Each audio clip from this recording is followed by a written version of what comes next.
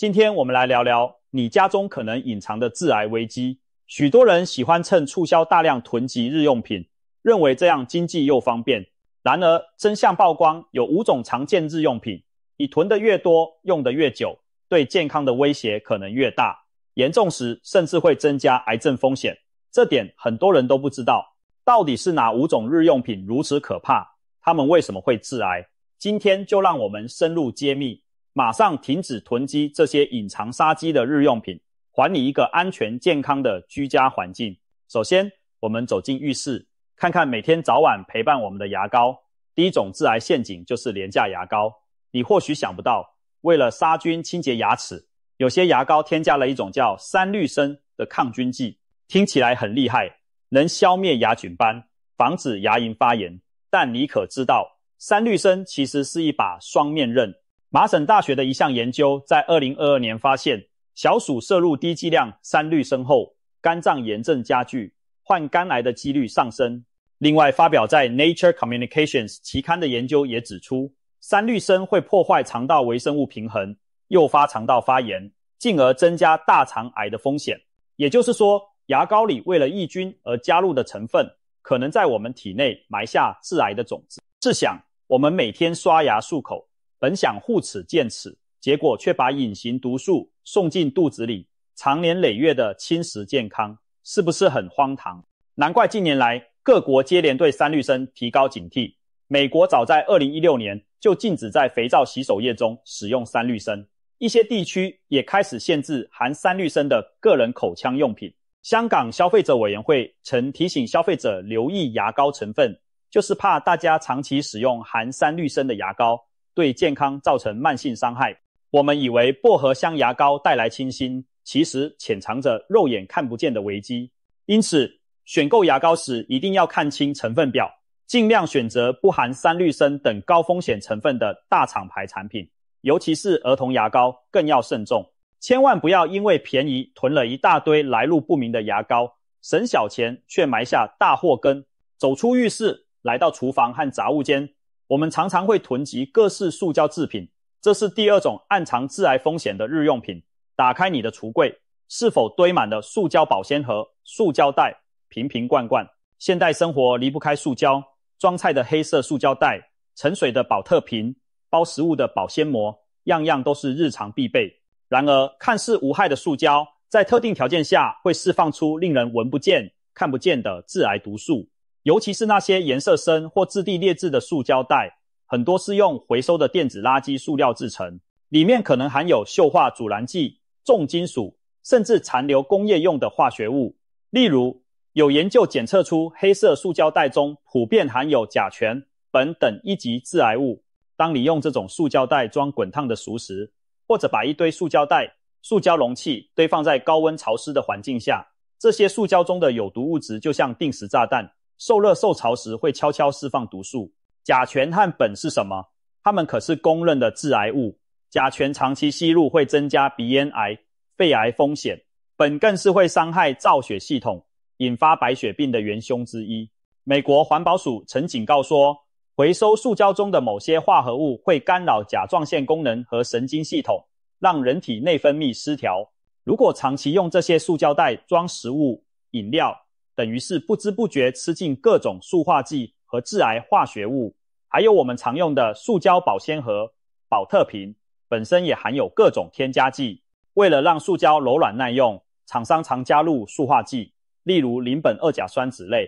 它们可以从容器迁移到食物里头。当你把热腾腾的咖喱油汤装进塑胶盒，或者重复使用一个塑胶瓶装开水晒在车里，塑化剂和其他微量化学物质就会溶进水和食物。这些塑化剂进入人体后，会模仿荷尔蒙作用，干扰我们的内分泌系统。有研究指出，某些塑化剂可能与乳腺癌、前列腺癌等激素相关的癌症风险上升有关。还有常被提及的双酚 ABPA，广泛存在于一些硬质水壶、奶瓶和罐头内壁涂层中，它会模仿雌激素。科学家担心长期累积下来，可能促使激素敏感组织出现癌变苗头。虽然各国陆续禁用双酚 A 于婴儿用品，但成人日用品中仍可能存在。想想看，你囤在厨房角落的那些塑胶瓶罐，是不是很多都用了好几年，表面起雾，甚至出现刮痕裂痕？那意味着塑胶已经在老化分解，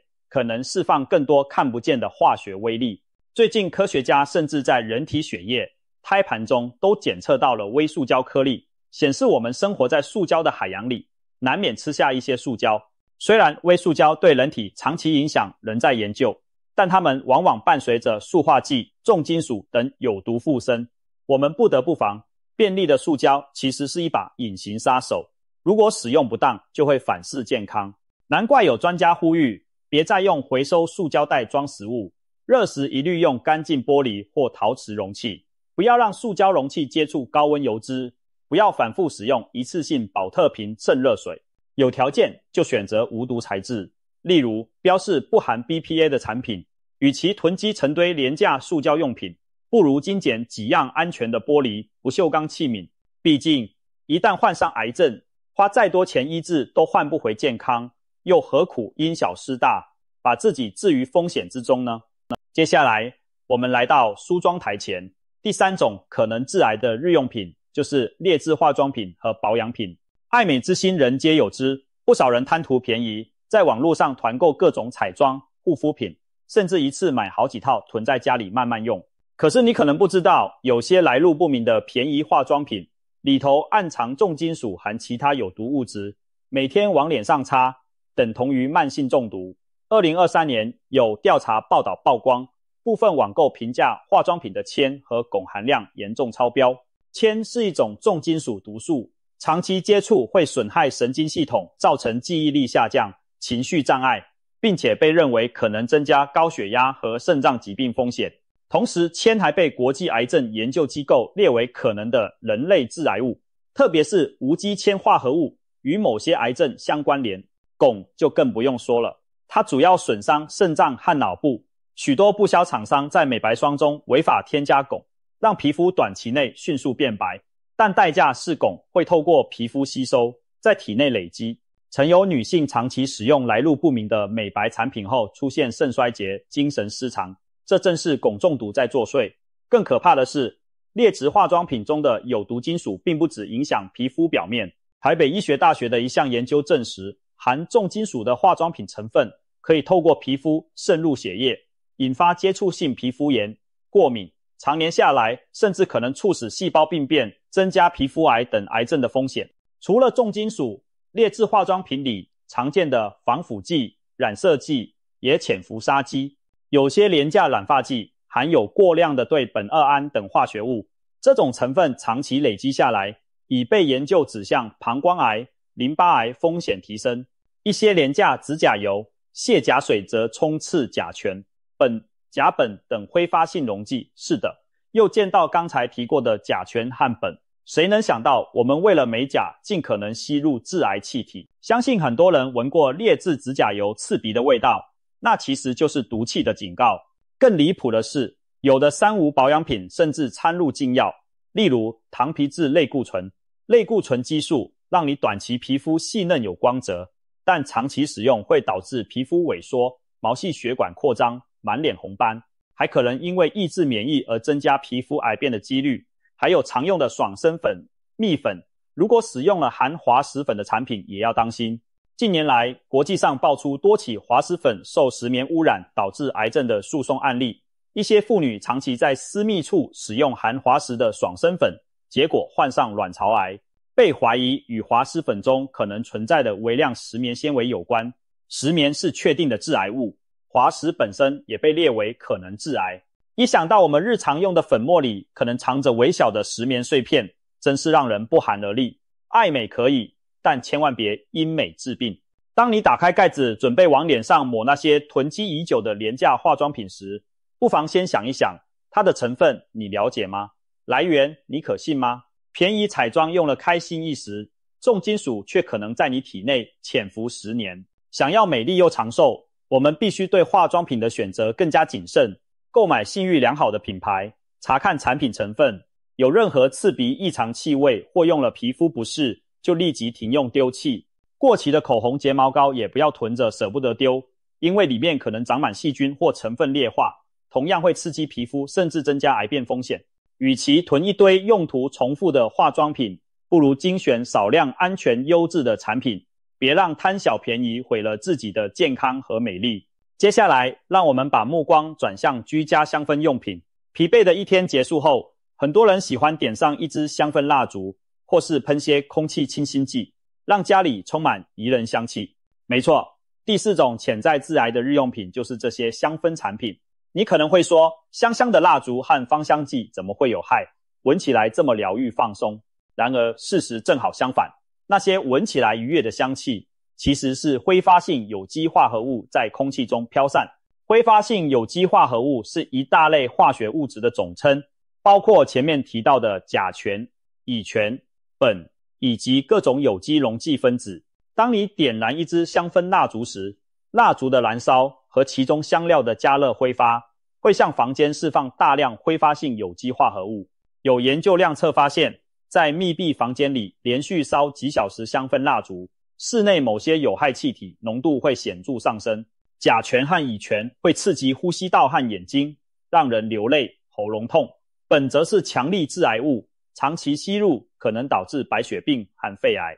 还有其他如甲苯、二甲苯等，也都不是我们想吸进肺里的好东西。耶鲁大学在2021年就发表过一项研究，指出市面常见的各类室内芳香剂、香氛蜡烛可能让室内挥发性有机化合物浓度提高到令人担忧的程度。如果每天沉浸在这种香气密布的环境中，其实等于每天都在吸入低剂量的化学烟雾。更有甚者，英国有研究发现，香氛散发的分子遇上室外进来的臭氧，还会发生化学反应，生成新的污染物。例如常见的柑橘类香味分子、柠檬烯等，遇上臭氧会生成额外的甲醛和细微颗粒物，带来二次污染。由于这种二次产生的甲醛无色无味，比起原本的香味更难察觉，反而更加危险。想象一下，我们以为点烛熏香是在净化心灵，结果房间空气可能比马路边还糟糕。除了香氛蜡烛，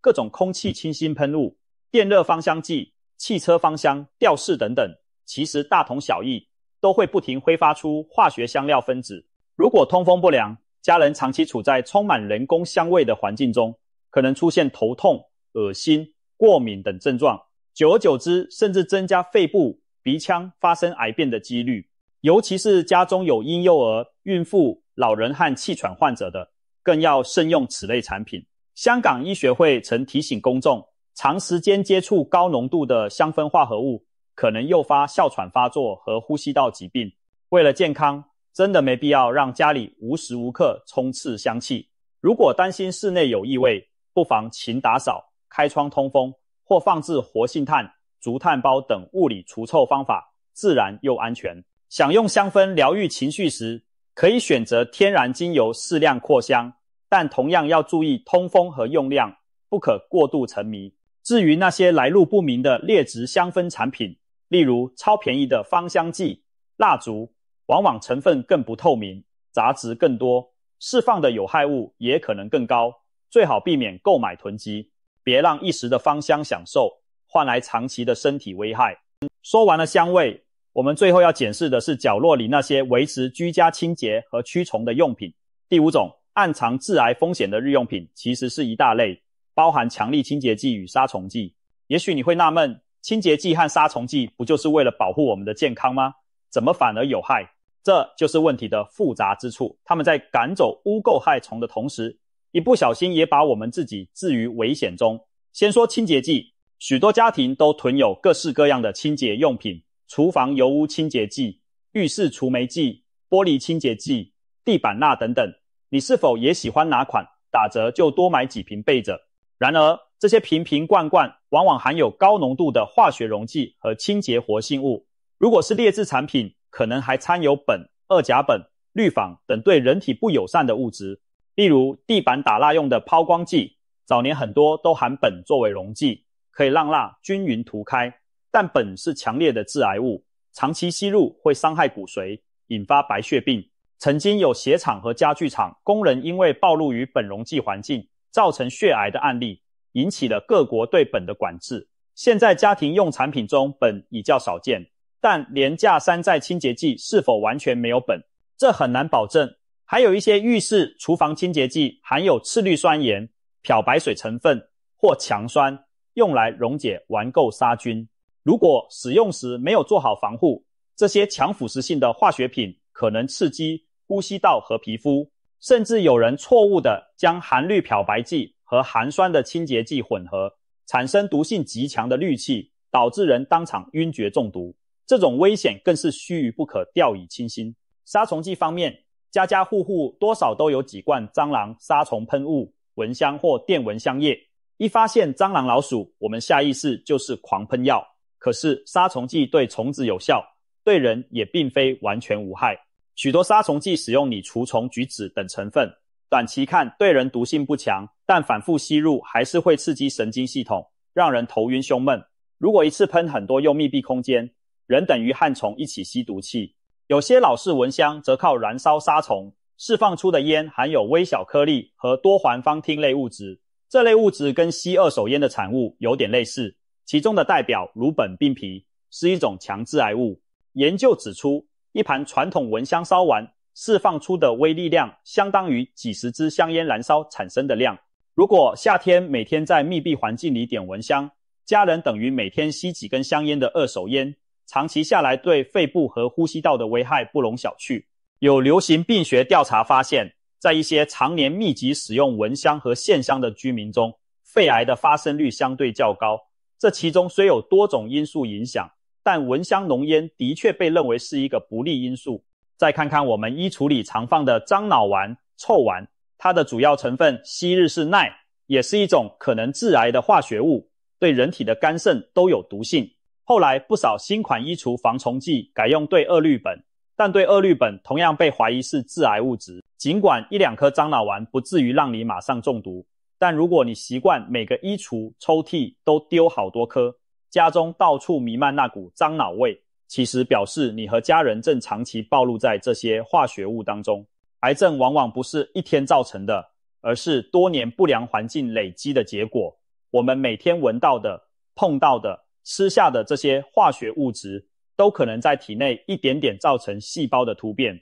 清洁剂和杀虫剂本意是为了创造健康环境，但用得不对，囤得过多，反而可能本末倒置。所幸解决之道并非没有，我们可以选择更安全的替代品和正确的使用方式，比如日常清洁，多用物理方法和天然清洁剂小苏打、白醋、柠檬酸都是好帮手，既无毒又环保。真的需要化学清洁剂时，请做好防护，戴上手套口罩，并保持空气流通。清洁完毕也要彻底清水冲洗残留。杀虫方面，优先保持环境整洁干燥，堵住虫鼠入口，以预防为主。必要时可选择诱捕式的虫饵或物理捕杀，减少喷洒化学药剂的频率。如果非得用杀虫喷雾或蚊香，也尽量在人不在的空间使用，并在充分通风后再让家人小孩进入。还有一点很重要，不要长期大量囤积清洁剂含杀虫剂。一来化学品存放久了可能发生泄漏，挥发污染室内空气；二来家里摆太多化学品也是安全隐患，特别有小孩或宠物的家庭，误食误碰后果不堪设想。我们要养成定期清理的习惯，把过期、无效或不用的清洁剂、杀虫剂及时送交回收或妥善处理，别让家里变成化学品仓库。只有减少不必要的化学暴露，我们才能真正拥有一个安全的居家港湾。以上我们深入剖析了5种常见日用品潜藏的致癌危机：牙膏里的三氯砷、塑胶中的塑化剂与毒化学物、劣质化妆品的重金属、香氛用品的挥发性毒气，以及清洁杀虫用品的不良影响。也许有人会问，真的有这么严重吗？事实是，癌症的产生往往源自长期多重因素的作用。生活中每一点看似微不足道的暴露，比如刷牙时的一丝有害残留，吃饭时的一点塑胶渗出物，化妆时的一抹重金属，呼吸时的一缕香氛烟雾，积少成多就可能酿成大祸。而我们大多数人在过去对这些危机毫不知情，依然每天理所当然的使用，甚至囤积这些用品。现在真相大白，你或许恍然大悟，原来日用品中也有这么多健康陷阱。但千万不要因此过度恐慌，觉得生活无处不危险。相反的，我们应庆幸自己及时发现了这些隐患，预防胜于治疗。只要从现在开始改变习惯，我们依然可以掌控自己的健康命运。首先，立刻检查一下你的家，把浴室、厨房、卧室、储藏室都巡视一遍，找出那些上面提到的高风险用品，含3氯砷的牙膏，扔掉换掉，发黄变黏的塑胶容器，该淘汰就淘汰，不清楚成分的化妆品停止使用，满屋子的人工芳香剂